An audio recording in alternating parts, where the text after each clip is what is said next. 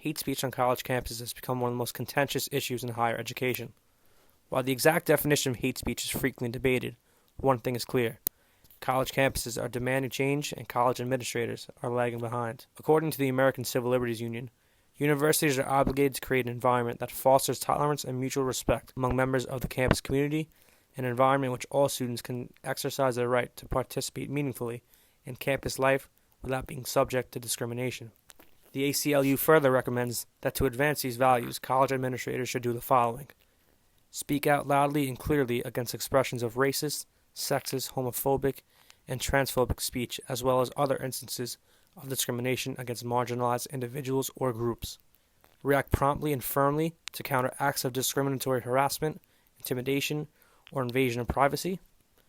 Create forums and workshops to raise awareness and promote dialogue on issues of race, sex, sexual orientation, and gender identity. Intensify their efforts to ensure broad diversity among the student body, throughout the faculty, and within the college administration, and vigilantly defend the equal rights of all speakers and all ideas to be heard, and promote a climate of robust and uninhibited dialogue and debate open to all views no matter how controversial. While these are recommended measures, there is no legal precedent for any of these. This can be more difficult to legislate at public universities, but private universities have more incentive and ability to regulate and protect their students from hate speech, both on an internal university level, as well as protecting students from harm when their actions and engagement in university functions lead to hate speech from the outside. However, private universities are failing to do so.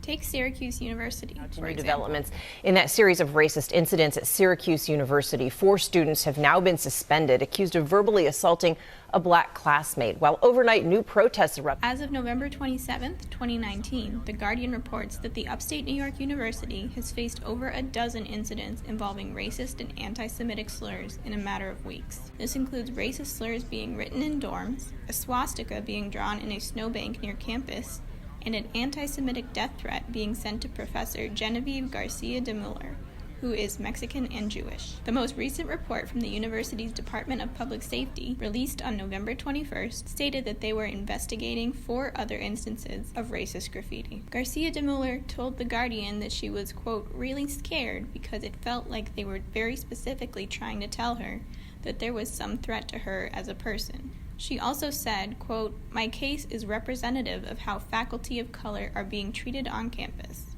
They try to pretend these things don't happen because it's going to affect the way people think about the university. In response, student protesters organizing under the Not Again SU campaign have heavily criticized the administration's lack of action, even calling for the resignation of Syracuse Chancellor Kent Syverud. Hundreds of students camped out in the university's sports center for an 8-day sit-in, culminating in a demand for Syverud to sign a list of diversity and inclusion-related demands. While Syverud signed, he still missed the deadline, and students have alleged that the list he signed was not in line with their original demands. The sit-in has ended, but students are still calling for Syverud to resign.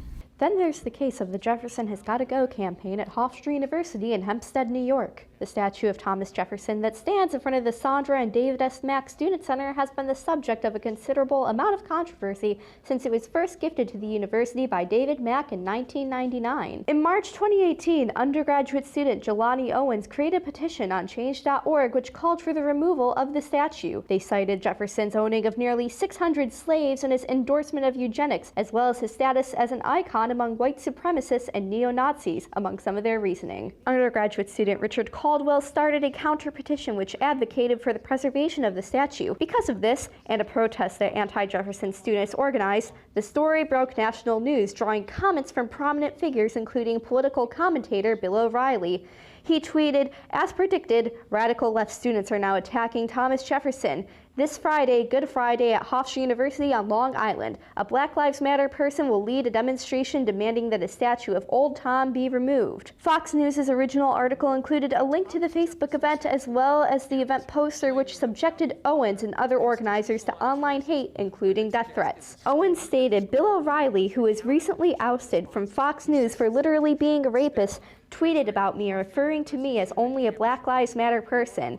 And from that, so many violent people decided that because I have dissenting opinions on this statue on campus, that I should die or be punished or deported, or punched in the face or expelled, or that I do not have the right to take up space on this campus. The protest later became a full-fledged campaign entitled Jefferson Has Gotta Go, comprised of student organizers. In an op-ed for the Hofstra Chronicle, the organization stated a list of demands extending far beyond the statute, including the establishment of an online system of reporting bias, discrimination, and harassment, the establishment of a complaint receipt program, which would provide students with information relevant to their complaint, including the information needed to follow up on any investigation that may take place, and new diversity and inclusion efforts for faculty and administrators. Since the implementation of the campaign, Hofstra has hired its first Chief Diversity and Inclusion Officer, Cornell Craig. However, the statute still stands, and as of November 22nd, 2019, Jefferson Has Got to Go is still active. What does the future hold for issues of hate speech on campus? Only time will tell.